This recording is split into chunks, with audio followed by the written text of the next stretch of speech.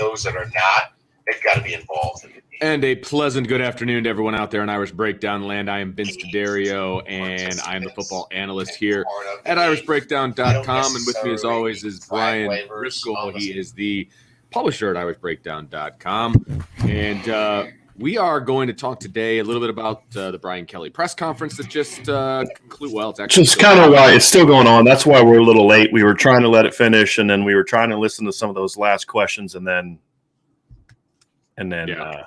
It's like, yeah, it got a little off track. Let's just say that.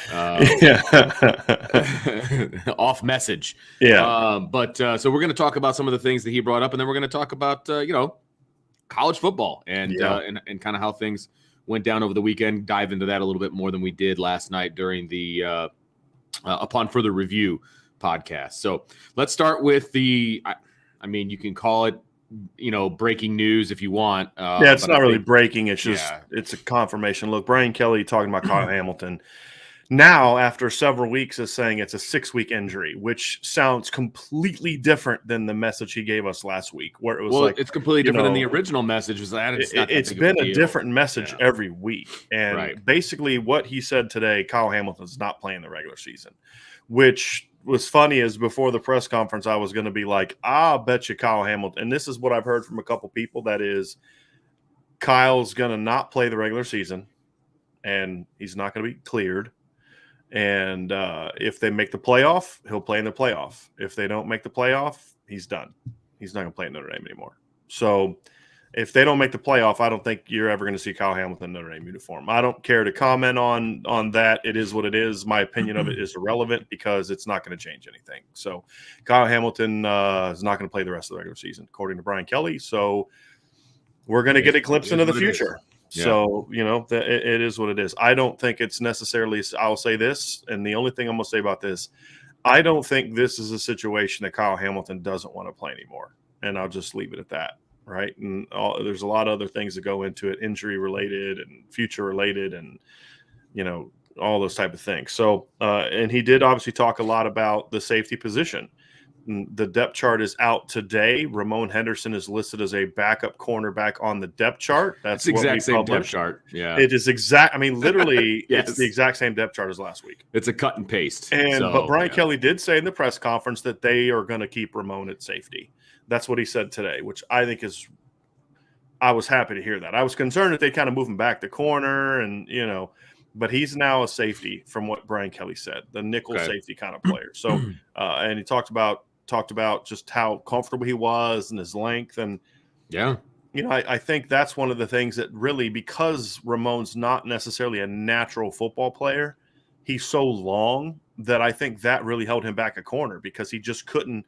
Right. I think where Cam Hart's more of a natural football player, it's easier for him to kind of learn the technique and flipping his hips because Cam played a lot of corner in high school, And so with Ramon, I just feel like he was always sort of a track guy playing football. Well, playing safety, it's more about open and run. It's not so much about pedal, flip. Right. It's downhill. It's open. It's less technique. I would not agree with that. It's different technique. Okay. I think technique is very important at safety. I do. In college, maybe not at safety, but in high school, but in college it is.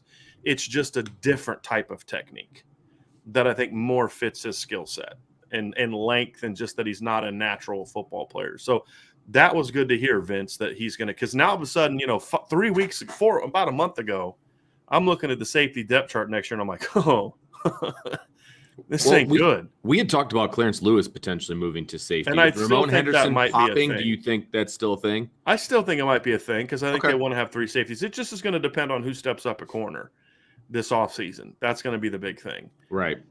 So it's going to be interesting to see what happens. But no doubt. I feel a lot better about the safety position now with him. Now Ramon's got to build on what he did Saturday. Of course.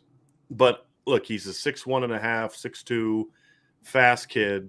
You've got Xavier Watts back there now. All of a sudden, a month ago, we weren't talking about necessarily Xavier. It's maybe been a little bit over a month ago, I guess. Xavier's moved. But we were talking about him as a rover, not as a safety, which for a while, never made sense. But now you've got him. Now you've got Ramon Henderson. Now it's like, okay, there might be a chance. There might be a chance now, and that's a very positive sign. Right. Very positive sign. Very good, very good. So that's the Kyle Hamilton news. Yeah, right.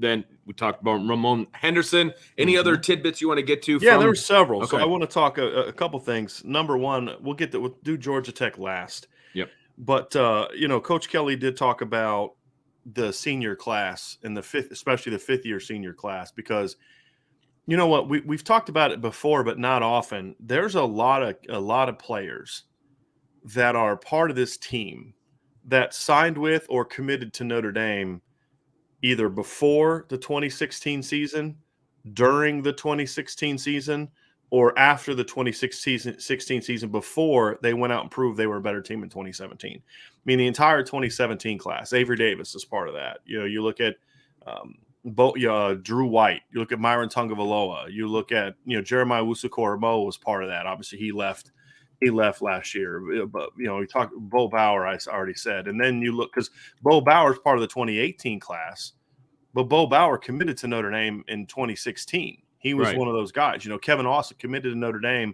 the summer of 2017, meaning after 2016, before the 2017 season started. It was when it was still rough. And you've got Myron Tungavaloa committed to that. Josh Lugg was part of that. We talked about Drew White, John the Door, Kurt Heinisch, Myron Tungavaloa. Those are guys that either some of them committed before, but others were some of those late additions that Notre Dame got late in the process. I mean, Myron Tungavaloa is a guy they got really, really late. And that class has turned out to be a really important class. I'm looking through it now, Vince, and I'm counting, 1, 2, 3, 4, 5 captains came from that class. And it would have been more if Cole Kmet would have come back for a senior year. Cole probably would have been a captain. I agree. Was Jeremiah Wusu-Koromo? He was not a captain last year, correct? I thought he was. I have to go look. But I always have so many that I can never keep it straight. But he definitely would have been this year if he wasn't last year. So you just look at it, you say, boy, that being able to go out and identify those players and get those players, and it was a really I'm looking at pictures of last season against Alabama. He does not have a C on his jersey. So he was not a captain last year. But, he would have been had he come back for a fifth year. Yeah, no question. So it's, and the reason we bring that up is because this is their last home game for a lot of those kids. Now, some of them I think will be back. I think Bo Bauer is going to be back based on a conversation that we recently had. Anyone that was at the tailgate knows what conversation I'm talking about. But I think he'll be back, I would assume. There's going to be some 2018 kids. Hopefully Kevin Austin comes back. But a lot of these kids, this is the last time Kurt Heinisch plays in there, and it seems like he's been there half of Brian Kelly's tenure. I mean, that's how it feels. And he's he's a year away from actually doing that, right? Like, I was saying that earlier. I was thinking to myself hyperbolically, and I was like, wait a minute, if he'd arrived 1 year sooner, he would have been here for half of Kelly's tenure. And just what he's done his whole career. He was some throwaway kid that nobody really concerned themselves with when he committed. He's a 3-star kid, he's undersized, and kid's going to be a basically 3.5-year starter essentially, and a guy that was in the rotation from the moment he stepped foot on campus at Notre Dame. Right. Same with Myron Tungavaloa-Mosa, who, when he was healthy, he was part of that, and it's just been fun to watch those kids. And I always have an appreciation for the guys that commit when times are tough. Absolutely, and stick with it, because it shows that those kids really understood what Notre Dame was about. Because if it was just about football, they'd have been like, peace, I'm out, I'm going somewhere. That's and some guys were like that, but not these kids that are still around, obviously. Yep. I agree completely. Yep. It's always bittersweet, and it's one of the things that I love about college football is the turnover, and the appreciation and the maturation process that we get to see from kids from when they first step on campus to when they finally leave campus, if they stay their entire career, right? Mm-hmm. It's one of the things I love about college football. It's not like the NFL where you can hit the waiver wire and you can do all these different things. I mean, you need to develop kids, and they need to mature, and they need to do all these different things. And when they get to run out of the tunnel the last time, they get to greet their parents, man. It's going to make me sound soft or whatever, but man, that's one of my favorite things. And I get there early every senior day so I can watch the reaction of the families as their kid is running out. You know what I mean? And part of it's probably because as my kid gets older, you know, you start to think about that kind of stuff. But like, man, everything that goes behind the scenes of parents taking their kids to practice and all that, this is their time to really get appreciated. And I love it, man. I just love every bit of it. And this is a unique group. It really is. 100%. It really Absolutely. Is. The last thing, you know, I don't want to talk about this very much, Vince, but, you know, Brian Kelly was kind of on the offensive line, we're a young team kick and all that other kind of stuff. And it's his favorite topic. I kind of laugh because he talked about, you know, well, we're a really young team and our offensive line was developing and they got a bad rap early and all this other kind of stuff. And I'm like, as you've played younger players, when you've actually gotten young, you've actually been better. This is the best part, right? Yeah. That's what's funny. It's like if you go back and look at the Cincinnati game that they lost, and you look at they were not a young team early in the season. They were not. They were playing a bunch of seniors and fifth-year seniors at wide receiver. They had a 6-year senior, a fifth-year senior, a senior, and a junior starting on the offensive line. They had a fifth-year senior quarterback. They have a junior at running back. I mean, the only young guy they had in the lineup on offense was you had a freshman at left tackle, legitimate, and Michael Mayer, right? Who nobody thinks is a sophomore. No one's like, oh, he's young. Still want to see his birth certificate. Defensively, you're starting a junior and a fifth-year senior at end. You're starting a fifth-year senior and a senior at defensive tackle. At linebacker, you're starting 2 juniors and a fifth-year senior. You're starting a junior and a sophomore at corner, a junior at safety, and a senior at safety, and another senior coming off the bench. Where's the youth? Yeah, you could say maybe they had some inexperience, but they were not a young team. As they've gotten and they've actually become a young team because now they actually are a young team, right? As they've had to play Logan Diggs more, as they've had to play Lorenzo Styles and Deion Colsey more, and as you see Ramon Henderson, who's not young, but he's a sophomore that hasn't played a bunch, right? A true sophomore. Xavier Watts is a sophomore. You start seeing these young guys getting in the game. Now they're actually young. And they're playing way better than they were a month ago when they were a young team. And what's the harm in saying that? I don't understand why. I don't understand. It's to create a narrative that a lot of people have bought into, that you brought up Sunday night about how great of a coaching job that Brian Kelly has done this year. And then he starts talking about, like, what was your plan to get these young players ready? He was asked that question. Here was my plan. Lawrence Keys is going to transfer. Joe Wilkins is going to get hurt. And then Avery Davis is going to get hurt. That's my plan to get the young players ready. Yeah. Right? Like, and then Chris Tyree's going to get hurt. It's like there was no plan, because if there was a plan, they wouldn't have waited till the 6th game of the year to put Logan Diggs in the game. And that was a legit question that was asked. That was actually the question, is what was your plan to get all these young players ready? Right. And did you change practice around to accommodate what? It's feeding a narrative that doesn't realistically exist. Right. And that's because there was no plan. There was no plan. We did see practice. We saw practice. Yes, Brian, you did. And there was no let's get the young guys in plan. No. Okay. They played like Deion Colsey and Lorenzo Styles, like a couple snaps a game.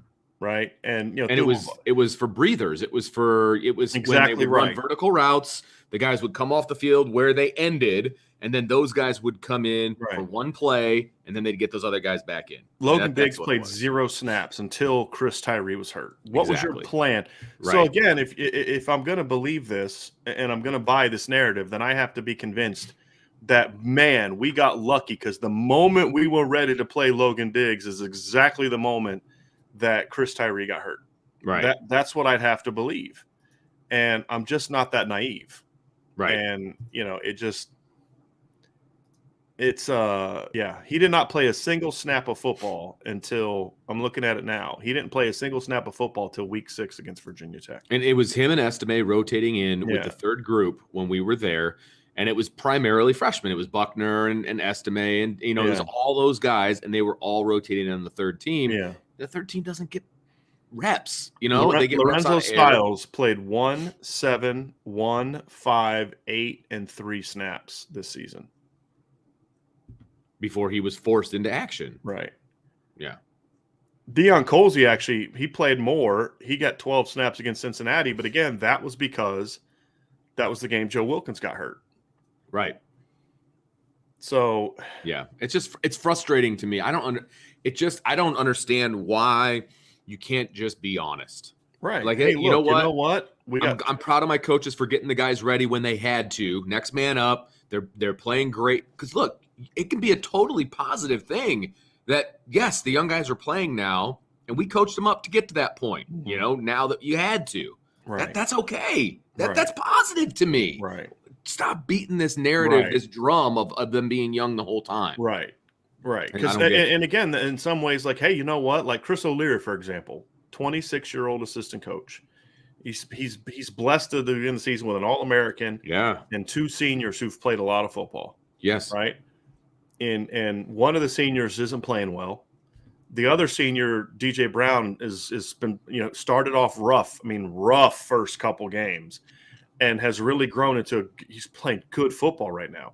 You'd lose your All-American, and then you go into a game against Virginia, the highest scoring offense you're going to face all year, against one of the best receiving corps you're going to face all year, and you're playing a sophomore converted cornerback, like converted a week ago, a sophomore converted wide receiver, right, who you converted 3 weeks ago, and the 2 seniors who and that's an opportunity. Like, you know what? Like, what a great job he's done. And he did praise Chris O'Leary today for the job he's done. Good, deservedly so.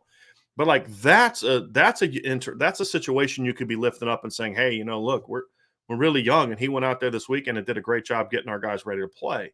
But it's you're losing your chance to really praise the job your staff has done in recent weeks, because you're still trying to stick to the narrative of, oh, well, this is always part of the like the way that, and the reason I'm frustrated is because he made it sound like, well, this was always part of the evolution. Right. We always knew we were going to get here. That's this why was we the plan. Like, if they would have played Dion and Lorenzo more, and Logan Diggs more, and and a lot of these other moves they've made from the beginning, and said, hey, you know what? We're going to take our lumps early in the season, because when these guys click, that would have been an example of being young. And, he talked about, grad transfers and how important it was to get grad transfers. And he talked about, how vital Kane Madden was. If anything, I believe that taking Kane Madden has stunted your offensive line development. Completely agree with that. I would have rather you have gone young, like you said you were, and just thrown Rocco Spindler out there. Rocco Spindler by now would be a better player than Kane Madden is if you'd have just thrown him out there in game 1. Completely agree. Just, you know what I mean? And so that would have been being young. You've got a 5th-year senior quarterback. You had a 5th-year senior wide receiver. Your other 2 receivers, starting receivers this year, were seniors. You had a 6-year senior, a 5th-year senior, a senior who's a 3-year starter, and a junior on your offensive line. And that's not young. It's not. Inexperienced, yes. In some areas, to a degree, yes. Then use that term. Yeah. Like, use that terminology. They're not young. So it is frustrating. It is frustrating, to be honest with you. But and then Georgia Tech, I was kind of listening to him talk about Georgia Tech, and I'm like, man, he's trying really hard to make Georgia Tech sound good. Of course he is. But he's kind of onto something, because your record doesn't always reflect your talent level. Now, I think Brian Kelly oversold it a lot, which he should have. I mean, Lou Holtz did that stuff all the time. I have no problem with that. No, it was just kind of funny. I'm like, he's really working hard. It was more of an admiration, because that's what a coach is supposed to do, right? This isn't a criticism. When you're about to play a 3-17, and he kind of said it without saying it.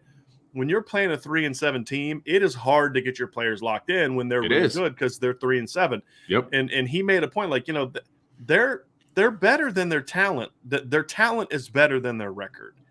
And he's right. I mean, at least offensively. Right. They do have some players, and they're in the midst of a 1-5 streak, and he was like, there's some plays here, some plays there. And I'm like, they lost to Northern Illinois by a point, they lost to Clemson by 6, they lost to Virginia by 8. It wasn't really that. I mean, Virginia was controlling that game. They lost to Virginia Tech by 9. They lost to Miami by 3 and Boston College by 11 in a game where Boston College scored the final 10 points of the game. So, I mean, he is. I mean, but again, you're a 9-1 football team. You're a top 10 football team. This game should not be close. Absolutely correct. But I understand what he was doing there, because you've got to figure out a way to make sure your players don't overlook them. What I would do to my defense to make sure that they don't overlook them is I would just put a highlight tape of Jahmyr Gibbs together and just run it. Yeah. And be like, hey, if you want to think about not stepping up and playing well this week, let's just remind ourselves who we're guarding this week. And I think that should help them kind of. It's nice when you're playing a team that is 3-7, that you have senior day as well. And I know Notre Dame has come out flat on senior day in the past, and I totally get that. But if I'm the coach, right, and it's senior day and it's an inferior opponent, I'm focused less on the opponent, but more on the fact that it's senior day and playing for your brothers. How do you want to go out? You know it's what I mean? About Yeah. your standard. Exactly. You're focused more on you than you are on the opponent. Of course, you break down what the opponent does and you do all the things that you normally do. But when it comes to talk, it's all about where we are and what we need to do to be successful. And that's what I would do. And that's nice that they have that when they're going up against a 3-7 team. And then next week when they go up against Stanford, who's also not very good. And I would say Stanford's worse. Well, there you go. Georgia Tech actually has some athletes. That's fair. That's fair. But I mean, there's plenty that you can talk about. You're going on the road. This is the last chance to, put your case out there for, the end of the year, all of those things as well. So there's plenty of other things to talk about as opposed to, these two football teams that just frankly aren't very good. Yeah. Yeah. So that was kind of it from the Kelly press conference. Talked a lot about the job that Mike Elson has done with the defensive line, which is just been excellent.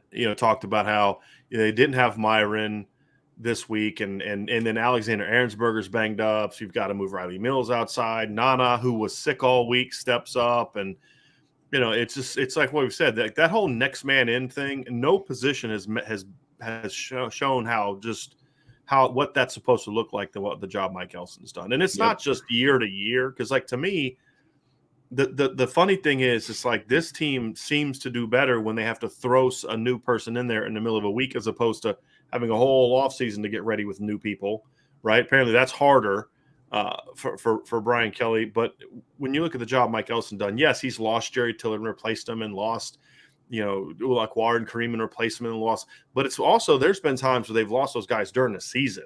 You lose Dalen Hayes against Virginia, 4th game of the year. He's out for the year. In that same game, so you bring Jameer Jones in. A few weeks later, Julian Okwara goes down. And now you're out with 2 NFL draft picks at defensive end.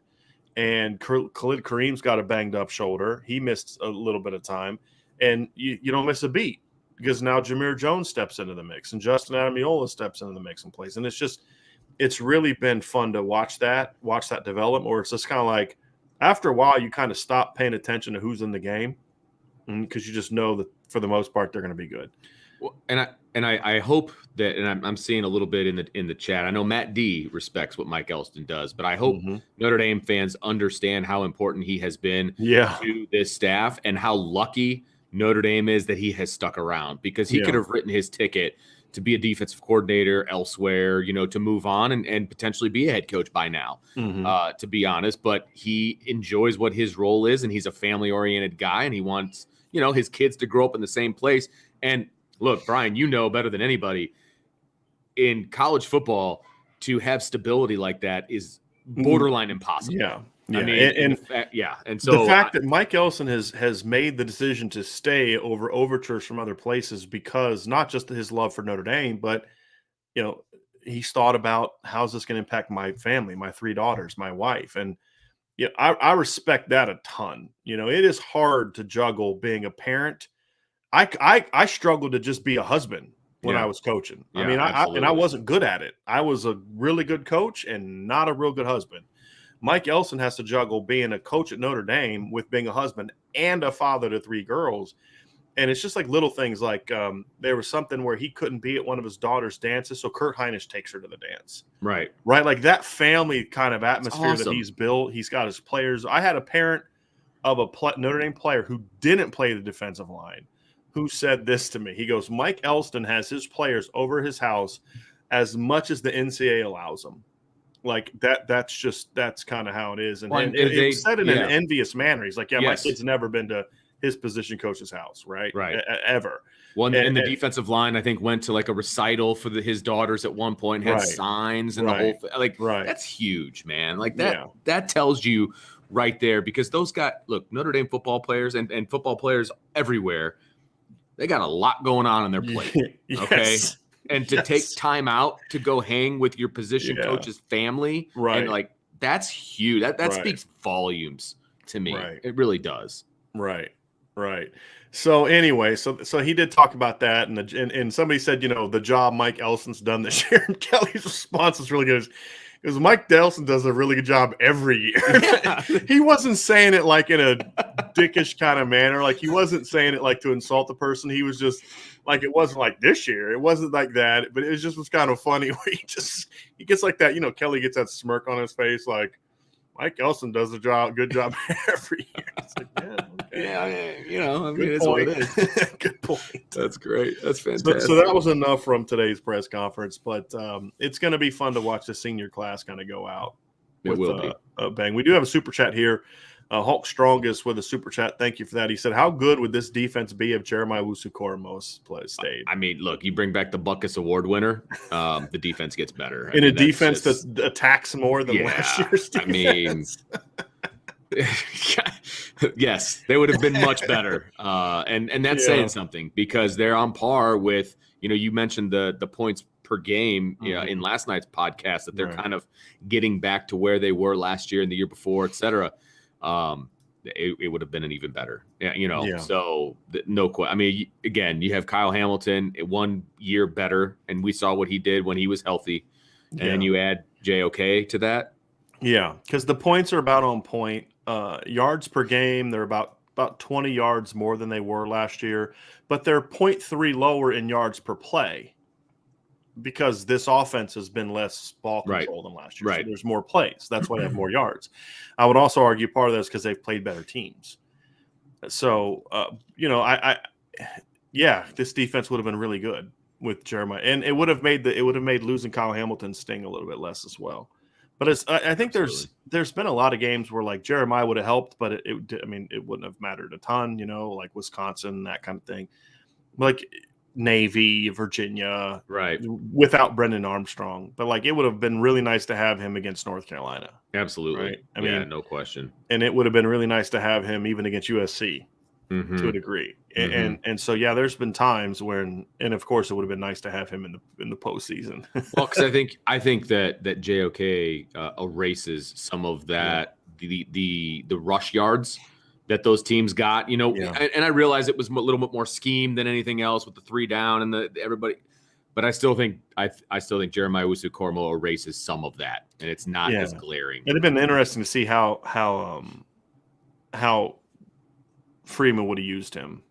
That would have also been an interesting thing to consider. A couple comments, Brian, if we must, before this is an interesting one. And Timeout Tom says, let's assume we'll call this a thought experiment. All right. Cause we're not calling for anybody's jobs. Timeout Tom says, let's assume Marcus Freeman is the next head coach. Might not be appropriate, but which coaches do you think he'll retain from the present staff?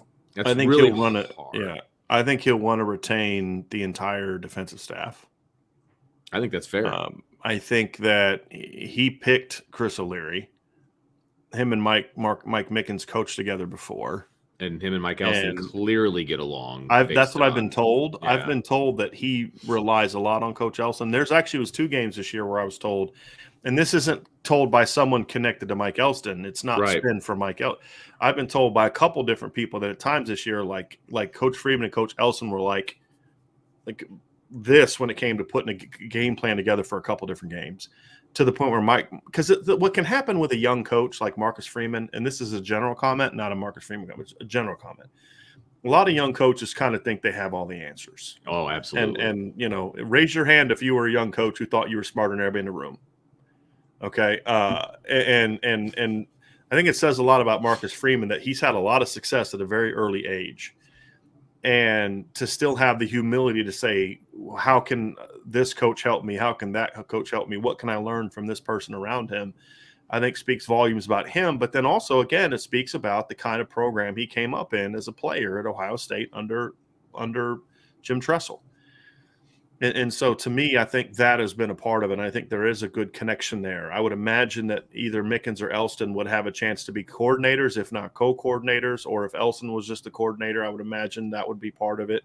Offensively, I mean, I would have to think, I would hope that he'd want to keep Lance Taylor, for sure. I mean, again, I have some issues with Lance Taylor as a recruiter, but his issues in recruiting are more of nitpicking him achieving maximum success. Right. So it's fixable things by a more really of good it's more of recruiter a like Marcus critique Freeman. I in mean, my opinion. but he's still done a really good job. I mean, Chris Tyree, Logan Diggs, Yeah, although again, right. he didn't recruit Logan Diggs, Terry Joseph and Tom Reese did, but still he's the position coach, and Audric Estime and Janarian Price and now Cedric Urban. But he's a very, very, very good position coach. I mean, so you can kind of somewhat live with the fact that he's a good recruiter, not an elite recruiter, with the fact that he's a really good position coach. But Tommy Reese, I think would be one he would consider. Beyond that, I have no idea. I don't know what his opinion is of Jeff Quinn or John McNulty or Dell Alexander. And he probably doesn't have saying a ton of interaction. No, I mean, they do. Oh okay. yeah, you do. Oh yeah, you do. Okay. You definitely do, because you also are like, as a defensive coordinator, I can assure you, when the offense is going 3 and out, you're like, what? Yeah. I mean, trust me, you know. Yeah. And I mean, are you sitting there watching everything? No, but No, you make a good point. They turned it over. Crap. Wait a minute. We're starting inside the 10 again. Great. Yeah. You have an idea of what's going on the other side of the ball. No, and you're watching your defense just obliterate your offensive line every day. And you're watching film of the technique they're employing and things like that. You have an idea. Okay. But I personally don't know what Marcus Freeman's opinion is of John McNulty or Dell Alexander or Jeff Quinn. So I'm not saying he wouldn't want to bring them back. I would never presume to speak for Marcus Freeman. It's just I don't know his opinion. And Marcus Freeman's going to want to put his own if I were him, thumbprint on some things, I would imagine. Yes, I would imagine so. And I think he understands the need to have an offense that's a little bit more explosive and up-tempo. Yeah, buddy. Not up-tempo, but aggressive. Yeah, the last one I want to hit, not last one, but next one I want to hit maybe before we start talking about the next thing is it's very off topic, but is anybody worried about the fact that Jonathan Dorr can't put the ball in the end zone on a regular basis on kickoffs? He's not asked to. He's asked to put it in the left corner so that they are forced to return it if they choose to do so. Because they want to pin you inside the 25. Right. They don't want the ball on the 25. Which last year made a lot of sense. Right. Made a lot of sense. This year they haven't been as good in kickoff return, in my opinion. I would like to see them this year just boom it and just kick it out. Kick it out. Yeah. Last year it made total sense. It's a strategic move. Absolutely. If you can kick the ball in the corner inside the 5, that's better than kicking it out of bounds if you have a good cover team. And we saw that last year. I mean, they were consistently pinning teams inside the 25. Yeah, no question. And so I get it. And yes, it can be frustrating at times, but there's special teams coaches out there. I see it all the time in high school, more because kids can't do it, but you get the pooch kick, because the high pooch kick, because it allows your coverage team to get down the field quicker and they can tackle as soon as the ball is caught, as opposed to trying to put it down on the 5 and it takes longer, head of steam, all that fun stuff. So believe me, Jonathan Dorr, injured or otherwise, can put it in the end zone every single time if he wanted to. Almost every time. Yeah. Because he's still inconsistent enough to just like, wait a minute, what did he just do? All right, that's fair. That's fair. Yeah. But he's got the leg strength to do it. He's just not asked to do it. So I just wanted to touch on that. Right. So next topic, Brian Driscoll. We want to talk a little college football. Yes, I do. Wing around, right? I definitely do. do. I first want to talk about what in the heck is happening at Florida right now. Because I know you're a big Dan Mullen guy. I have expressed before, personally, I like Dan Mullen. Yeah. But wow, you're talking about losing a team. He's lost that team. They gave up. They were losing the entire game to Samford. Sam. Samford. Yeah. That's a rough situation right there. It's a real tough situation right there. Yeah, I mean they pay teams like that to come to town. I mean, from what I think, they were a 3-5 FCS team, Vince. Yes, yeah, right. They were paid over $500,000 to come and play this game and presumably lose this game. And they did. Eventually, they did. And Florida celebrated like they just won the national championship. You know what though? I actually so tell me your opinion of that, Vince, because it sounds like you have some feelings on that. I think it's I get the fact that, okay, you won and you didn't completely embarrass yourself, although I feel like they did embarrass themselves as a team in that game. I didn't like it. I didn't. You should just be happy that you got out of there with a win. It's time to regroup and fix some stuff. Like, I did not appreciate the big celebration. That's me. I'm sympathetic to that. I feel like with how this season has gone for them and with how that game started, you just fired your O-line coach, you just fired your D coordinator. There was some division in the locker room because of those coaches from before they were fired, which led to them being fired, according to some people I've talked to about it. Yeah. You've lost 4 of your previous 5 games. Your team needed to come together. You needed something, and I think it wasn't so much about beating Samford as it was about this team just needed a win. This team, and I don't know, I'm talking about a win on the football field. I'm talking about just an emotional win, just a win in life.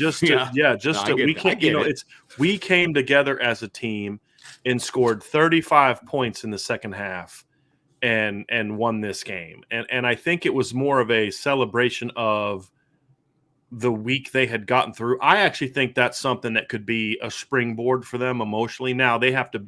Now, if they come out this week and lay an egg against Missouri, then I'm going to say they were just acting like knuckleheads, and it's an immature team, and But I'm curious to see how they respond to this, because I do feel like part of me says this is something that just looked like a team that had just had a big monkey, like raced off their shoulder, lifted off their back, because of and not because of Samford. It has nothing to do with Samford. I really feel like the celebration wasn't about Samford and, hey, we beat Samford, but hey, guys, we've had a really rough week, and we could have quit and we could have gave up. And honestly, for a while we did.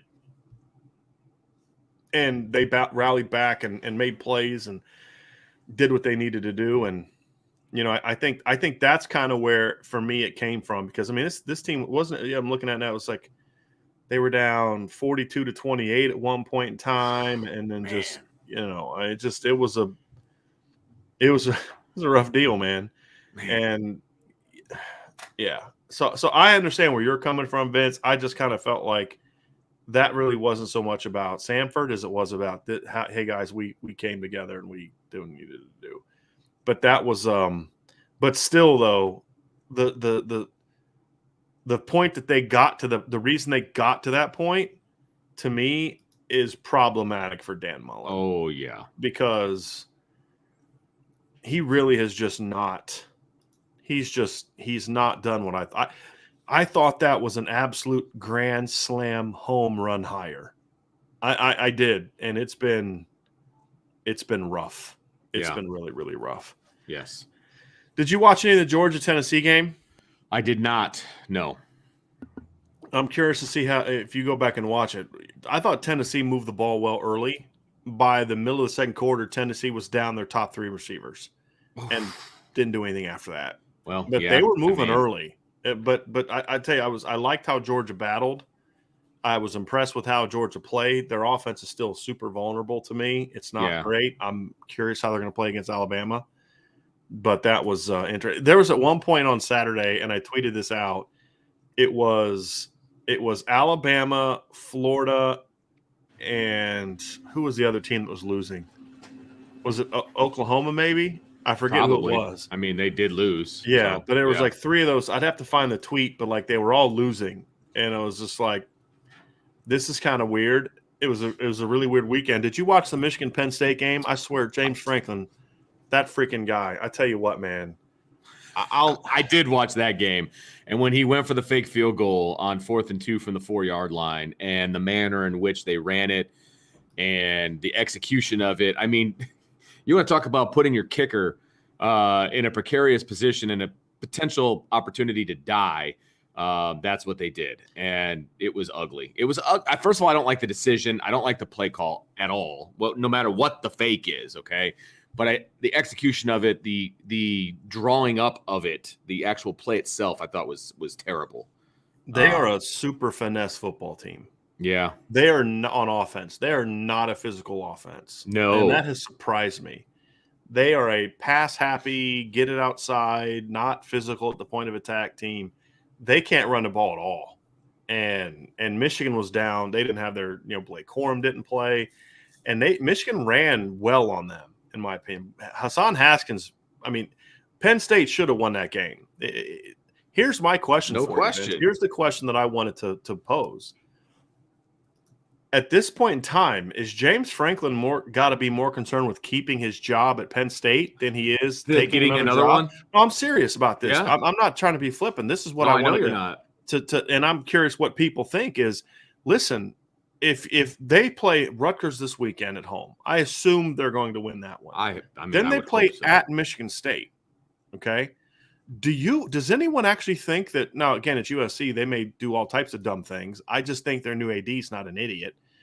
Do you think they're going to hire a guy who's in the last 2 years has gone 11-10 in 2 years of Penn? Think about that, because Penn State was 4-5 last year. True. I'm trying to figure out, and if he goes 7-5 a year after going 4-5, is the conversation more about how James Franklin needs to be on the hot seat as opposed to him getting a head coaching job at a better place? Well, he's staring 2-5 in the face to finish the season. Yeah, and that's if they beat Rutgers, which I'm going to assume that they will. Yeah. And lose to Michigan State. That's 2-5 to finish out the year, when right around that time that losing streak started is right around the time USC fired their head coach and your name became the top of the list, right? Yeah. That's not a way to secure a job. And frankly, Penn State has higher expectations than what they've done the last 2 years. They have. And, we talk about, when we were talking about conference realignment and all those different things, and how Penn State, they're their own entity and they were good when they were independent and all these other things, and they don't really fit in the Big Ten. Well, you have a brand all your own. You can't be at this standard. This is not a Penn State standard, right? I think that's fair when you're talking about the fan base, and you're talking about, the alumni and all of those different things. This is not the Penn State standard. And I don't care how well James Franklin is recruiting. You can't finish the season 2-5 when you were expected to be a top 15, top 10 team. It's even worse when you recruit the way he's recruited. Exactly. They have 4 starting offensive linemen coming back. They got a 3-year starter quarterback. They got one of the best receivers in the country in Jahan Dotson. They got a lot of guys coming back on. Everybody talked about how good Penn State was going to be this year, and Vince, again, they're 10-9 in the last 2 years. 10-9. Yeah, that's not good. And so he's in year 8. 10-9, and they're going to be 8. 11 and then 2, one more loss, right? So 11-10 over 2 year span. And that's a guy that people are talking about getting an LSU USC job, right? Based on what? Slim pickings. Based on what that tells me. I'm curious if USC is seriously looking there. Very curious about that. Well, if Notre Dame fans want James Franklin to have the USC job, which we all do. Yes. Okay. Yes. You need to hope for a 2-0 finish here for James Franklin. Yes. Okay. And look, as Notre Dame fans, period, for this season, you want them to beat Michigan State, because hopefully that means Michigan State has lost their last 2 games of the season. They're out because they would have lost to Ohio State and Penn State. So they're going to be out in front of you. And then you just hope that Ohio State takes care of Michigan and they're out, all of those different, right? So Penn State still could throw a wrench into some things in the Big Ten and the college football playoff race. So I personally want James Franklin to go 2-0 so that he does end up going to USC, because they'll look at that as a big win, going to East Lansing and beating this Michigan State team, right? And that'll be what he's sitting on as his final regular season game, because look, if USC is going to hire him, they're going to hire him before the bowl game. Right. They're not going to wait till after the bowl game. No. They're going to do it. It's going to happen about a week after the season's over with. 100% agree. Yes. Couple comments real quick. Matt D says, at least Dorr hasn't kicked the ball off off out of bounds this season. You do know now, Matt, that he's going to do that this weekend against Georgia Tech, and we're all blaming you for that. It's going to be your fault, Matt. It's going to be 100% your fault. Although I'm not going to lie, after watching Jahmyr Gibbs go, take one back a hundo last week against Boston College, I would probably be happier with that than him to miss inbounds to Jahmyr Gibbs. Yeah, that would be not good. We'll get back to college football here in a minute. Nicholas Grosh says, although, as mentioned, Kelly does have a lot of self-serving narratives. Should the coaching staff get credit because the young players that have come in are basically ready? And that's what we said earlier. Yes. That's why trying to hold on to this preseason narrative of, oh, we're young is actually, this is the point we were making, Nicholas. And if we didn't make it clear, then that's on us. And I'm going to make it clear now. That's exactly what we were saying was why it was annoying that he was still sticking to that we are a young team narrative, and trying to make it seem like they had a plan to get those young guys ready, because they didn't really have a plan to get those young guys ready. But you know what? When they've had to play those guys have stepped up and played. Now, part of that, in my opinion, is those guys came in ready to play to a degree, but you also have to coach them up. I mean, you don't see Logan Diggs making a bunch of assignment mistakes. Logan Diggs' footwork and his hurdling over guys and stiff arms, I don't give Lance Taylor any credit for that, just like I didn't give myself credit when my All-American running back was doing those kind of things, because as a running backs coach, that's you just letting him be talented, right? Where Lance Taylor gets the credit is the fact that once he got the ball at the right place, getting them there, that's what a running back coach is supposed to do. Because if the running back gets downhill too early, the holes aren't there. If he gets downhill too late, the holes are closed, right? So the footwork, the timing, that's important stuff. Emphasizing the stiff arm, that is something Lance Taylor and they works worked on. The stiff arm. And it drove me nuts under Autry Denson that every running back always carried the ball like in his right arm, no matter where they were. And I've always said that's ridiculous. Get the ball in your outside arm, because if you get the ball in the outside arm, you have the stiff arm. We've seen Notre Dame running backs this year stiff arming dudes left and right. Yeah, and it's been Kyron, it's been Logan, it's been Tyree, Tyler Buckner too. I mean, he yes, and the running and the quarterbacks they have a helmet with the running on a backs stick. coach. Yeah. They put a tweet out, and Vince, you've seen this in practice. Yes. I've seen this in practice. They have helmet on a stick that Lance Taylor will hold as they're running through drills, and they got to work on stiff arming. That's great coaching, right? Yes, absolutely. So yes, there are certain things that I don't give Lance Taylor credit for. And that's with any coach. I mean, when a guy does what Kyron Williams did on that 91-yard touchdown run, the coach isn't necessarily getting credit for that. It's all the other things that you notice that are like, wow, he's doing a great job coaching. It's that they don't make assignment mistakes a lot. They're on their track. They know who to pick up in blitz pro and things like that. It's look, man, he did a great job being able to coach those guys up and get them ready to play. You can even give Dell Alexander some credit for Lorenzo Styles and Deion Colsey playing well, but instead you're still trying to feed us this narrative of we were always young, and to justify how bad you played at the beginning of the year. And so to me, you talk about, your team's trying to build, continuity on the offensive line. That's because you chose to play a 6-year senior who's not very good over a freshman and a junior and John Dirksen that spent the whole spring working with the rest of the offensive line. That was your choice. That was your decision. That's not a player thing. That's a you thing. You know what I mean? And so those things. But to Nicholas, to your point, that's kind of what we're saying.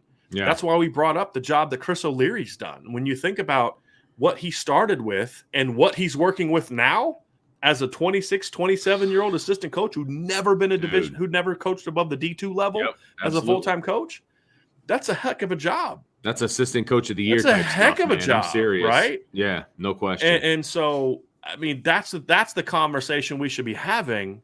And to a degree, he did some of that today. But when he takes it back to that narrative of, oh, we always knew we were young, we had a plan to get these guys ready, you're actually taking away from the job that your guys are doing. You want to talk about, well, we're a young offensive line. No, you're not. You want to praise Jeff Quinn? Talk about the fact that Jeff Quinn's had to put 4 left tackles on the field this year, right?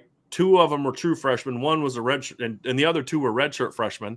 And injuries kept forcing me to put a different guy out there, and we had to maneuver that. Like, focus on that. Don't try to tell me that you're young everywhere else. And that's where his narratives, and it's always been true of Brian Kelly, his narratives always come back to take away from the real story, which is a great one. It's a and good one that story. You should be selling on the recruiting trail of, hey, look, we've been thrust into this situation where we have to play all these young guys. We didn't plan to play all these young guys. That's why we didn't play them early in the year. And now that they're in there, they're balling out. That's a great sales pitch on the our recruiting offense trail. Is better than it was in the first half because this is why people get mad. And first of all, if you just want homer takes, there's places where you're going to get that, right? If you want somebody to be negative all the time, there's places where you're going to get that. We're going to try to be objective. And here's the whole point. This is why this matters. And this is what I just said. Because when you create false narratives, those false narratives are harder to sell to people that actually want to be given the truth. Some fans don't want the truth. They just want us to say, hey, this is the best coaching staff in the world. They're phenomenal. They make no mistakes. They're winning in spite of the talent, which is the narrative that's being spun in some places, right?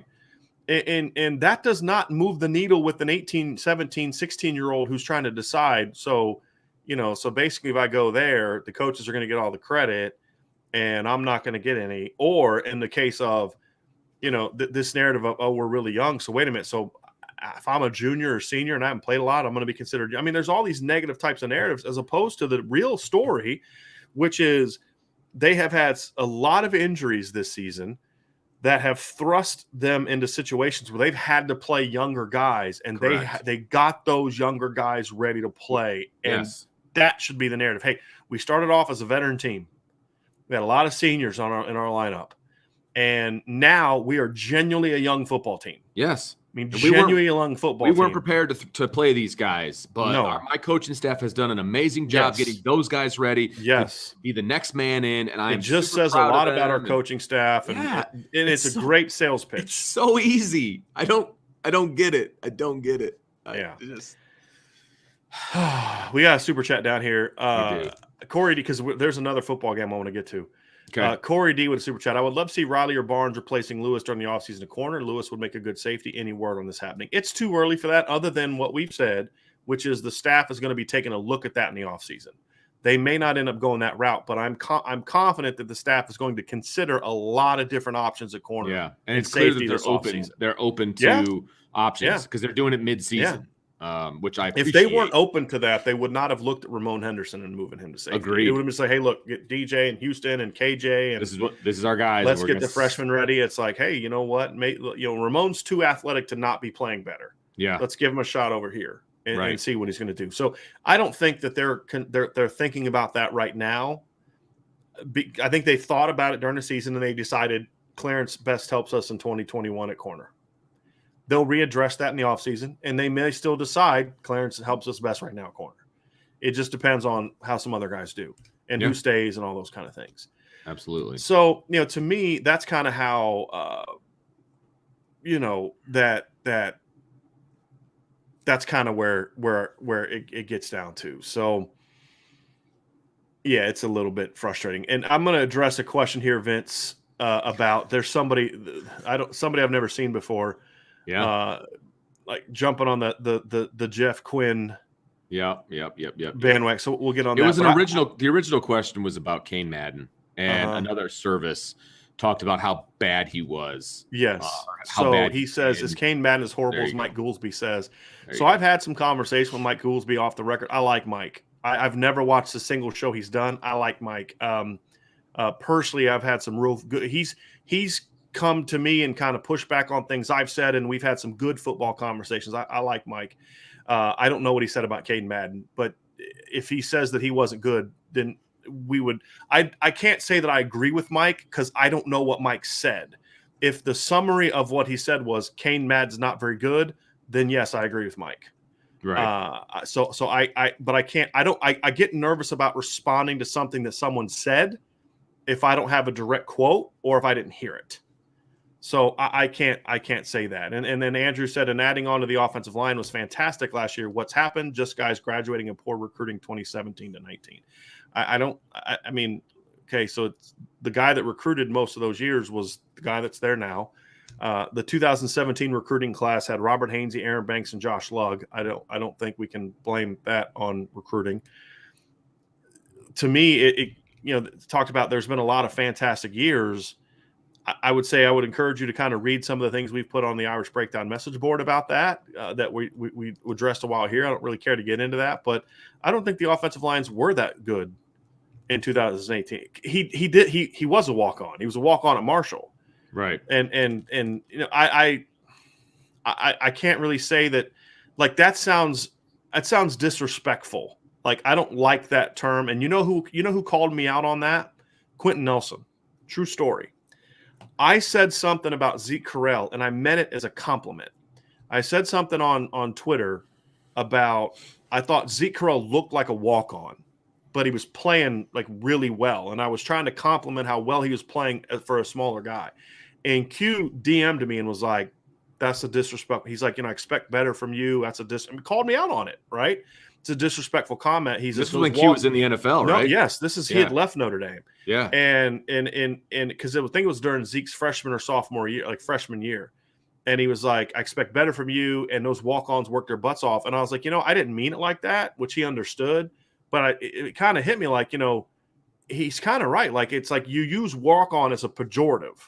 Correct. And so I'm hesitant to do that. But I understand the point that Mike is making. It's he doesn't story, look, by the way. like, oh, it was awesome. It's a great story. And he doesn't look like a guy you'd think would be recruited and on scholarship at Notre Dame.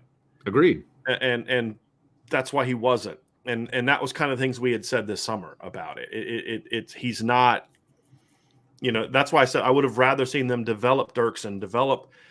Yeah, he doesn't Rocco, fit the physical prototype of what Notre Dame generally recruits. And what they run. And what they run. Yes. And the things they run. And I hate coming down on the kid because everything I've heard about him is he works his butt off and all that. And he's, seems like a great kid and all that. He's just not a good football player. So, and I don't think they were a real well-coached offensive line in 2018. And we've talked about the reason that started being well is when a current player started taking over the film sessions with the team. So the things that we're seeing this year have been an issue for a while. They just don't have as much talent as they had last year to mask it. And now you don't have Chris Watt and Harry Easton coaching up those kids because Harry Easton was always involved with the players he recruited. He made a commitment to them. And even though he left, once he got out of the NFL, he stuck to his commitment. So that was part of it too. Here's the last one, Vince. Texas, Kansas. Look, Steve Sarkisian is not in trouble getting fired. But do you think he can recover from this? Well, somebody in the chat said something along the lines of in the post-game press conference. He said, I don't think some of the players are listening to me or something along those lines. No, what happened? They asked him, do you think the players have stopped listening to you? Okay. He said, you'd have to ask them that. Oh, okay. All right. And that's people not are as making bad that. as, I actually think that was a smart thing to say. yeah, that's actually not as bad as what what I gleaned off of that. He But, basically, okay. Look, I know it's your first year. I know that you are changing things and you're in, putting in all your stuff and your culture and you're this and you're that. And so, depending on what happens next year, I think it could potentially be explained away. Mm-hmm. But at the same time, this is a tough hill to climb because you're going to have to deal with this during the offseason. And you're going to have to deal with it on the recruiting trail because why would anybody that's recruiting against Texas not use that to their advantage? You know what I mean? Like it certainly doesn't help you in any way. And so it's going to be tough to overcome. Plain and simple. So could he? Yeah, he could. They can go out there and win 10 games next year. And then everybody's going to be talking about, they're going to forget about, them losing to Kansas. They will. But it's still going to be tough to overcome. Mm-hmm. Yeah. And Joseph Salvatore said this. I've heard that Sark's Alabama ways have come into the Texas program, and the players there don't like it. Those are Herman's guys. He'll be fine, but needs to create his own culture there. But see, this is the problem, Joseph. I agree with you completely, but here's the problem. At a place like Texas with boosters that expect you to look like Alabama right away, the concern, and when I talk about not recovering from it, does the culture become so toxic from an outside standpoint that you're never given the opportunity because you start hearing these rumblings about how they don't want him and this coming from the boosters, meaning the school doesn't support him, the decision makers don't support him, so he loses his authority and power. That's my concern. Because if I'm Steve Sarkisian, I'm taking because I don't think there's a limit on how many transfers you can take, right? I'm transfer portaling the heck out of my roster because here's what happened.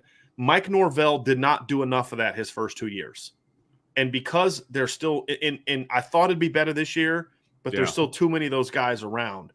you've got to cut bait. You've got to sign as many dudes as you can legally sign in this upcoming recruiting class, even if some of them are 3-star kids that, and I'm using the word 3-star like literally like these kids are actually 3-star players, but they're try-hard kids that can play special teams. They're going to bring the right culture and mentality, and you got to counter them with the other guys. And to me, that is something that they're going to have to do, because I'm concerned that if they don't give him time to change, because the hardest thing to do as a football coach, it's not to do what Charlie Weiss did, which is you have a good culture, you have good kids that have been coached, you just got to steer them in the right direction. Right. You is stepping into a toxic culture. Brian Kelly stepped into a toxic culture when he replaced Charlie Weiss. I don't think Charlie Weiss stepped into a toxic culture with Ty. Ty was a bad football coach.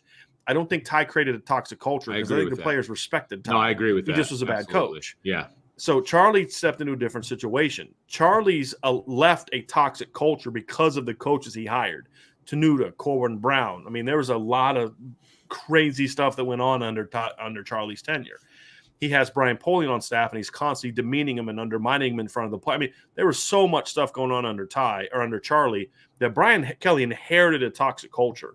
And that's why I defended Brian Kelly when he said, my guys versus Charlie guys. I understood what he was saying, and he was spot on. Right now, a lot of people in the media spun that into an anti-Brian Kelly thing, which I remember when I got home and started hearing about how people responded to it, I was a little surprised that people were spinning it that way. But the problem is he's stepping into a toxic situation, Vince, and I don't know if they're going to give him time to change it, because in order to change it, you've got to just completely get rid of a bunch of dudes and hopefully get a bunch of transfers. And, you need to spread the word to every high school coach in the country. If you have a Texas kid that is somewhere else and he's a hard worker and he's this and he's out, you tell him we're open for business. Yeah. I mean, that's what you got to do, because until the culture changes, because there's a lot of soft dudes at Texas. And you want to know why Texas keeps losing games and losing games late? They have a soft culture, and it is a toxic culture. And until he can he's got to completely overhaul that whole thing, man. He's got to say, look, you're a senior. I'm bringing in this freshman.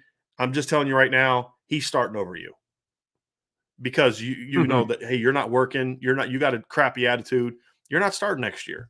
Now you can stay, but you're not starting for me next year. And what's that guy going to do? He's going to leave. Right. Fine. Which is what you want him to do anyway. It's what you want him to do. Yeah, exactly. And he's going to have to do that. And that may mean he's short on numbers for a year or two.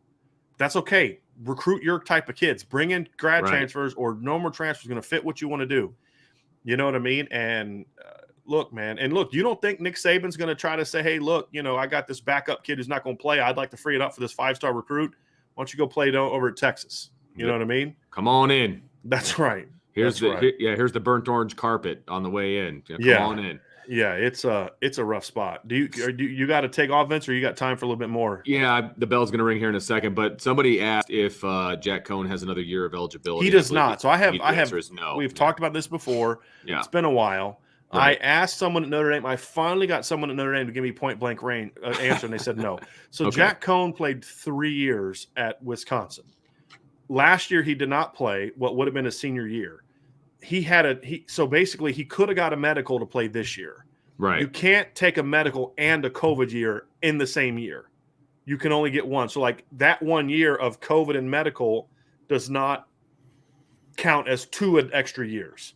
Interesting. That's where had he redshirted as a sophomore, right, and then had the COVID year, this year would have been his medical, and then next year could have been his COVID. But his medical and his COVID both happened the same year because he did not redshirt as a freshman. He played 5 games as a true freshman. So that's why Jack Cohn is not eligible to return next year. Like it can't. There's no appeal. There's no nothing. He's played his 4 years. He's got his medical and all that in the same year. He can't come back. That's what we were told flat out from people in Notre Dame. And so that's been something that's been a back and forth. And that's the whole uncertainty of this whole COVID thing. The whole COVID eligibility thing has kind of been a little screwy. Not everybody understands it.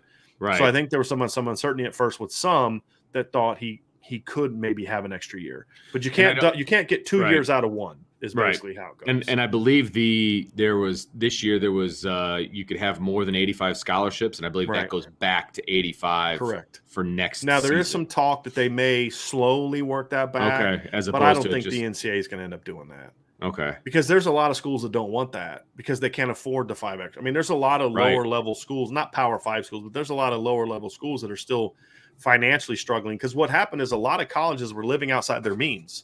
Oh yeah. They were spending more than they were, and they were relying on, all these different things and, for sports to survive. And then when sports gets taken away and revenue gets taken away from sports, you're living outside your means. Because what's happening for all these academics who don't like athletics, the reality is your salary is because of the football team. Oh, no question. Because if these schools had to pay based off what the school was making, they'd have to be charging so much money to get these kids into school. It's the athletics programs of these places that allow you to have the things that you have in a lot of instances. No question. And so when that sports money went away, people realized, wow, that's pretty important to our bottom line. Right. And so a lot of schools can't afford to pay for 5-10 extra kids.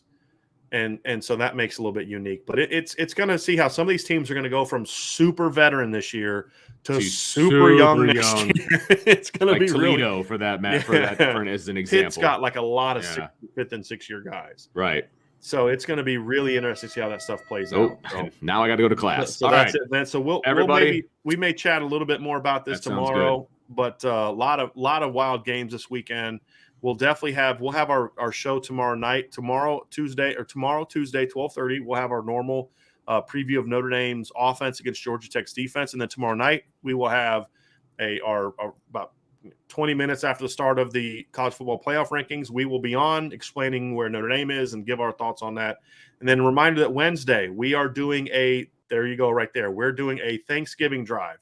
So essentially what we're doing on Thursday is any super chat you give. Now we'll talk football during Wednesday, right? It'll be our normal mailbag, but we're going to ask for super chats. And then we're also, my wife is in the process. I'm pretty confident we're going to have this up. If you either want to give anonymously or you don't want to leave a super chat because you want all the money to go, you can do that. And we'll have a link for that a page for that where you can just donate either PayPal or Venmo or a credit card. What I don't know is if we're going to be able to provide you tax information for it to be a write-off. It may just be, hey, I'm just giving to give, right? But all the money that we raise on the donations, all the money that we raise on super chats is going to go towards, I've already talked to several shelters and charities that have specific food needs, like a local charity that we're going to be working with. They need turkeys because turkeys are so much more expensive this year. It's harder for them to go out there, and they only had like one and they need a lot more. So we've already told them, hey, we're going to buy some turkeys for you. Don't worry about it. We're going to take care of it. So we're going to raise money. And so we're going to take the money we get. We're going to take a shot of it and show everyone on Twitter and on our message board the number that Google tells us we made. We're going to take the number. I'll be able to look at my account. We'll take photos of it because it's going to all be about transparency. Vince and I are going to go do some Thanksgiving shopping. We're going to buy all the stuff that they need. We're going to buy all the food that they need. And if we raise more than we need, then what we're going to do too is some of the shelters have said, hey, if you're able to, if you have money left over, we could use clothes. We could use socks. We could use, gloves, hats, because we're getting into the cold season. And those are always the big, even more than food. A lot of times is, for the homeless community is, hats, gloves, sweatshirts, pants, socks, underwear, all that kind of stuff. So we'll buy the food that they need. We want to make sure that we're not just buying stuff to stick on the stores. That's what they're saying. They have food needs, but once we've met those food needs, if we have money left over, then they would like us to be able to buy some other things that they need. So we're gonna do that as best we can. And I'm excited about it. It's going to be a lot of fun. Like I said, we've been very blessed at Irish Breakdown the last year. We've been blessed with a platform to have fun and raise money and make money and pay our bills. And it's our turn to use that platform to help others. And that's what we want to do. So we're going to help the Elkhart community. We're going to help the South Bend community. We're going to help as many as we can. So that's what we're doing on Wednesday. And Matt D said, you should have Angela film you and Vince shopping and delivering it and post it on YouTube. Fun videos. We may do something like that, Matt. The reason that I'm hesitant to do that is because I feel like that sort of looks like we're a look at us. Hey, look at us. Look at this great thing we're doing. When you deliver it, and it just seems to me kind of like a self-promotion, and that's not what we're trying to do. We're trying to help people. We have to promote the event, otherwise people won't know what we're doing. But We'll see. We'll see about that. I want to take photos of the fact that show, like, here's the receipt that shows we spent the money, right? And that's something that I'm willing to do. But I don't want to make the shopping and the other things sort of a show, because then it kind of looks like it's being done for the wrong reasons. So that's just my concern. So anyway, that's what we're going to be doing. So that'll be Wednesday. But again, we'll be talking football. We're going to talk football, but it's about you giving super chats and helping us out and donating. And then we'll talk football from that. And it'll be a lot of fun. So that's going to be this Wednesday, November 17th is when we will do that. So I look forward to everybody being on there. And before you leave, hit the like button, hit the subscribe button, hit the notification bell if you have not already done so. And if you're listening via podcast, give us a 5-star review. Sign up for the message boards. We've had a great couple weeks of signups, a lot of good conversation, and want to get more people involved. And we're going to have, I'm hoping, my wife's finishing it up now, but I'm hoping to post the job proposal for the new recruiting person. I'm hoping to get that started here real soon, because I want to have somebody on. I'd like to have somebody hired by January 1st. We'll see if we can do something sooner or later. I want to make sure it's the right hire, not just to get somebody, but we got to get that out. So hopefully that'll come up too. So a lot going on this week. It's going to be a real fun, busy week. Of course, Thanksgiving's next week. So got a lot going on, but I hope to see all of you around. So Vince is gone. Before Vince, I'm Brian. Have a great rest of your day, and we will talk to you again tomorrow.